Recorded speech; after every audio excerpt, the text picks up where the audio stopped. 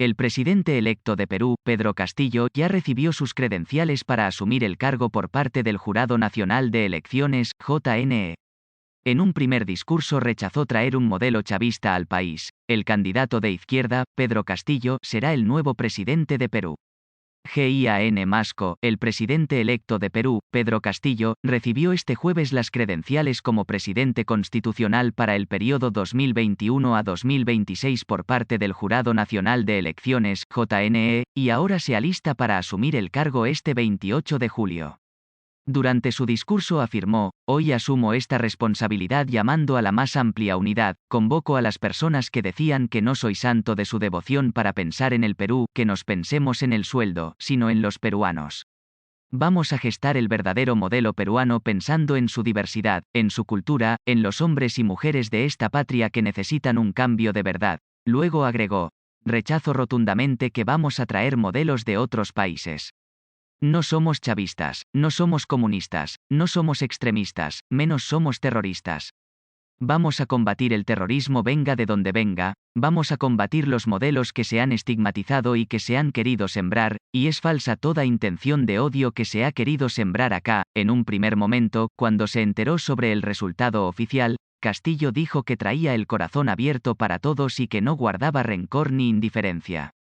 Además, invocó a la líder de Fuerza Popular, Keiko Fujimori, a no poner más obstáculos para sacar adelante el país. Horas antes, tras semanas de decir lo contrario, Fujimori reconoció los resultados porque era lo que manda la ley y la Constitución que he jurado defender. Sin embargo, remarcó que aceptó la decisión a pesar de que, según su opinión, esta es ilegítima porque Perú Libre nos ha robado miles de votos el día de la elección. Pasó un mes y 13 días para que el Jurado Nacional de Elecciones, JNE, acabara con la resaca de la segunda vuelta electoral. La Oficina Nacional de Procesos Electorales, OMPE, con el 100% de las actas escrutadas, ubicó a Castillo en el primer lugar con el 50,125% de los votos, frente al 49,875% de Fujimori. Los dos candidatos, cada uno en un extremo del espectro político, abrieron todas las heridas tras 200 años de independencia.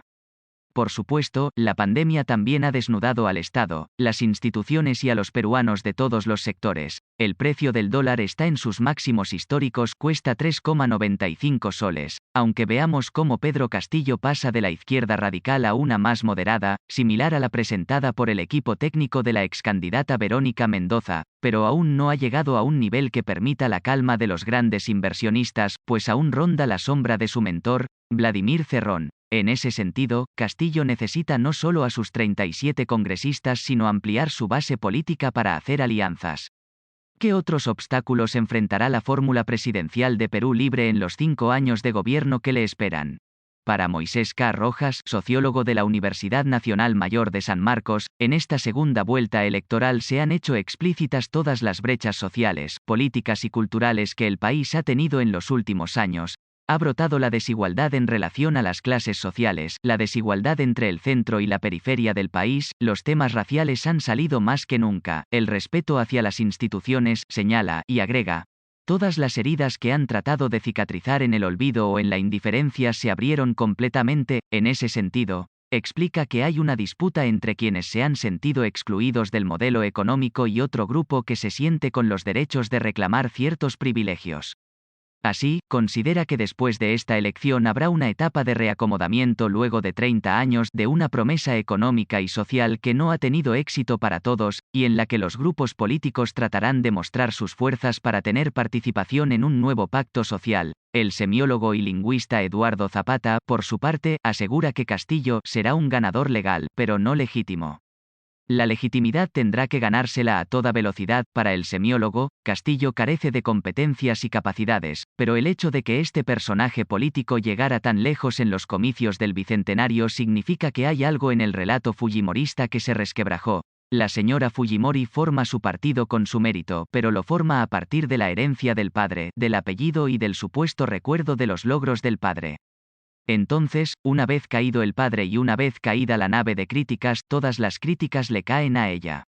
En cambio, Castillo era el profesor que en zonas rurales es una autoridad, donde la gente se va a quejar de sus problemas, asegura Zapata. Lo que le preocupa es que el gobierno entrante no cumpla lo prometido porque si no, Hay algo visible en 60 días, se entraría a otra crisis política. El lingüista enfatiza que no le agrada cuando dicen que es el voto de provincia contra Lima, porque la capital está hecha de provincianos, y un punto que no se admite es que está andinizada desde hace tiempo. Para entender estos comicios del Bicentenario hay que analizar el comportamiento de la capital del país. La particularidad de Lima es que tiene una informalidad acompañada de un discurso de emprendimiento y de ascenso social. Nuestros informales son emprendedores. Nuestros informales creen en el modelo. Creen que les va a tocar en algún momento disfrutar de las ventajas de crecer económicamente, sostiene Rojas, y añade, hay toda una cultura de emprendimiento que hace que la precariedad laboral en nuestro país no nos conduzca hacia la crítica del modelo, sino que nos lleve hacia una ética del trabajo, a una ética del mayor esfuerzo. Nuestros informales son creyentes del neoliberalismo y por tanto ellos son más de derecha que cualquiera. Para Zapata, la informalidad que tiene el Perú no ha sido trabajada políticamente. En lugar del término de derecha, utilizaría el término partidarios del mercado, que son la mayoría de peruanos, pero no han sabido formar un movimiento. Si no hubiera sido por la informalidad, este país ya hubiera reventado hace muchísimo tiempo. No ha habido un partido político capaz de agrupar a esta gente informal del Perú que cree en el mercado porque viven en el mercado. E incluso hasta aceptar que el Estado peruano es informal. Y cuando me refiero a un partido político, me refiero con alguien nuevo, no con los de ayer, porque ahora a los políticos nadie les cree, asegura. Silvana Huanqui, economista y profesora de la Escuela de Gestión Pública de la Universidad del Pacífico, sostiene que el objetivo de orientarse hacia las poblaciones más pobres y vulnerables era un tema que debía estar en cualquiera de las agendas del siguiente gobierno. A esto sumémosle que durante la pandemia de COVID-19 los sectores más afectados han sido los más vulnerables, además de la incertidumbre política de los últimos 4 años. Ha habido un crecimiento macroeconómico, pero no se ha visto reflejado a nivel microeconómico en las poblaciones más rurales, dice. Más que reformas a la Constitución, primero va por hacer cumplir o buscar que se lleve a cabo lo que la Constitución establece. Por ejemplo, muchos critican que la Constitución no está la cobertura universal de la salud y la educación. Eso sí está, sino que en la práctica tenemos un Estado que no es capaz de proveer esos servicios de calidad. Si Castillo lleva a cabo las políticas de extrema izquierda, será un terremoto para los agentes económicos, señala Huanqui. Estos, naturalmente, migrarán a un entorno más seguro. Entonces, hablamos de inversionistas extranjeros, inversionistas nacionales, personas naturales jurídicas que prefieren salvaguardar ese capital y salir. Según Rojas, hay una crítica constante de los sectores informales porque sienten que el Estado necesita tener un rol más activo. El Estado para los sectores económicos informales es el enemigo porque significa que van a quitarte tus prendas, que van a prohibirte trabajar en la calle, significa corrupción también. La economista señala que, no estamos en rojo, estamos en naranja, y todo depende de la estrategia que se tome para revertir esta crisis. Está convencida que se podría lograr un desarrollo sostenido a través de la inversión privada porque es el número de empresas, la magnitud y la dinámica de estas las que finalmente generan empleo y los ingresos aumentan. Si sigue así, llegará un momento en que harás frente a las responsabilidades de deuda que estás asumiendo. Si yo me endeudo es para invertir, para generar mayores capacidades que después generarán una mayor empresa privada que pagará más impuestos y con eso pagaré la deuda. Pero si me endeudo para entregar bonos COVID-19, eso no impactará en las capacidades productivas, añade. Huanqui enfatiza que no se podrá reducir la pobreza en un periodo. Ese es un trabajo de décadas. Los indicadores económicos, si se han visto beneficiados, han mejorado, pero no puedes llevar a cabo una redistribución del ingreso afectando la estabilidad macroeconómica. Eso no se lee en el discurso de Pedro Castillo. Un economista, mínimamente centrado o cauteloso, tendría que asegurar que la estabilidad macroeconómica se mantenga. El Perú es un país andino, un país de raíces indígena. Toda la migración de las regiones a la capital en los últimos 40 a 50 años generó un desborde popular que era transgresor a las élites limeñas, dice Rojas, y era transgresor en lo económico, en lo cultural, en lo racial, pero luego a partir de los 90 hubo la consolidación de un proyecto más mestizo, más blanco, más occidental. De pronto nos olvidamos que somos cholos. De pronto nos olvidamos que somos indígenas, que somos un país andino. Pedro Castillo aparece como un candidato que no es parte del establishment político. Los famosos outsiders que en el Perú siempre han tenido acogida, pero siempre rondaban por el establishment cultural o académico. Para Rojas, la figura de Castillo entrega la posibilidad de generar identificaciones y representación política de los sectores que no han tenido triunfos electorales en los últimos años. El sociólogo de la Universidad Nacional Mayor de San Marcos se suma a los especialistas que sostienen que el fujimorismo no ha procesado intelectualmente la crisis del régimen de los 90. En lugar de rechazar la parte autoritaria, sigue en un círculo vicioso. Este afán de la revancha a pesar de que perdió la elección y de tratar de traerse abajo al gobierno sea de PPK o de Vizcarra y ahora de Sagasti, pues habla de que no tienen un espíritu democrático tan firme, señala también que la ilusión era que Keiko había roto el cordón umbilical con su padre, pero había más cálculo electoral que una convicción política. En estos últimos 2 meses los peruanos vieron resurgir del lado de Keiko mucha de la gente que había gobernado con su padre, gente que ha sido procesada y cuestionada ética, política y moralmente. Si la derecha sigue equivocándose, provocará un conflicto mayor o un escenario de convulsión de no retorno, dice.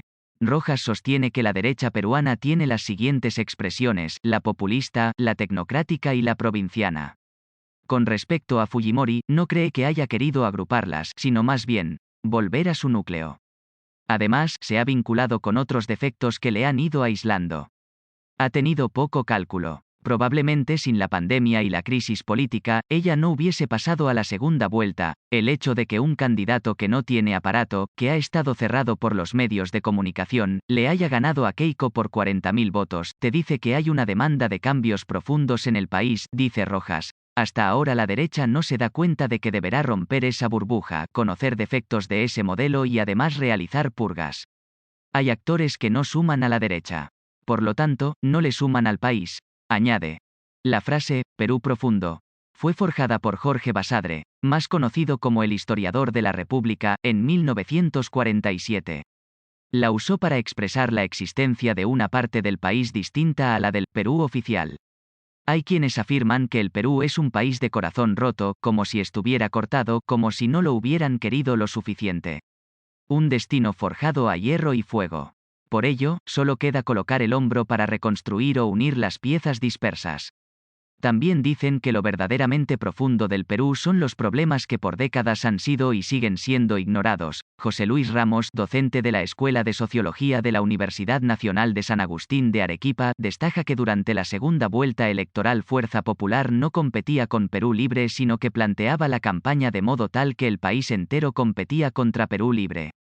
Si un partido representa la defensa de la nación, la democracia, la libertad, entonces, ¿qué representa el otro partido? Queda excluido de tener una representación nacional, de ser parte del país y es más bien el enemigo de la libertad. Para Ramos, hubo un sector de este 50,126%, 8.836.380 peruanos, que votó por Pedro Castillo no porque tuviera coincidencias políticas con él, no porque tuviera coincidencias culturales con él, sino porque el fujimorismo o la señora Fujimori representaba, no la dictadura de los 90 solamente, sino una forma de hacer política que desprecia las instituciones democráticas, el consenso, el diálogo, la búsqueda de la ley y los derechos humanos. No obstante, para el sociólogo arequipeño hay rasgos tremendamente positivos, como la propuesta de cambio que representa Castillo. En 5 años no se hacen revoluciones, en 5 años las cosas no se ponen de patas arriba, pero en el Perú basta con hacer unas cuantas para que sean realmente importantes. La gente de esos sectores marginados del campo están empoderados, dice. Todo aquello que siempre se ha visto con desdén ahora será revalorado. Pero Pedro Castillo no puede gobernar sin los grupos empresariales, sin los conglomerados mediáticos, los necesita. Entonces necesita establecer puentes. En Arequipa, cuando Keiko Fujimori se abrazó con Álvaro Vargas Llosa a la vista, en una videoconferencia de su padre, Mario Vargas Llosa, lo llamaron reconciliación nacional. O sea, si Vargas Llosa se reconcilia con la señora Keiko, esa es la reconciliación nacional porque ellos son la nación. El resto no son la nación, no tienen por qué reconciliarse con ellos, cuestiona. Ha ganado una opción que no se le reconoce como parte del país, que es la parte fea del país. Eso siempre lo han pensado así ciertos sectores afincados en Lima, pero que nunca lo decían abiertamente. Y ahora sí lo hacen con total desparpajo. Eso ahonda las grietas y hace bien difícil las posibilidades de reconciliación, asegura. los está haciendo ver algo que nunca habían visto. Eso les duele en el alma. Mucha gente se está dando cuenta del tremendo error de que Lima se creyera el Perú, asegura Ramos. Para él, la victoria de Pedro Castillo, simbólicamente, significa para el sur andino, existimos. Cuando la candidata tenía todas las ventajas, los medios de comunicación, generales retirados, el Nobel, y a pesar de todo eso le ganan, entonces ya no somos nadie, somos alguien.